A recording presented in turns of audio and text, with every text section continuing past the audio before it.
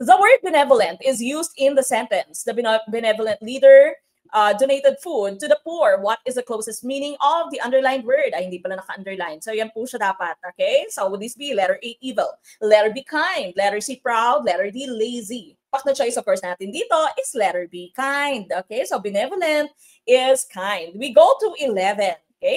Habang nagtatalumpati ang guro, sinabi niya ang isang mag-aaral na masipag at matyaga ay nakapagtatamo ng tagumpay. Ang isang mag-aaral na masipag at matyaga ay nakapagtatamo ng tagumpay. Anong kasabihan ang may kaparehong diwa? Ang hindi marunong lumingon sa pinanggalingan ay hindi makararating sa paroroonan. Kapag may tiyaga, may nilaga. Ang taong nagigipit, kahit sa patalim kumakapit, or letter D, walang matimtimang birhen sa matyagang manalangin. Aba, okay, matalinhaga, no?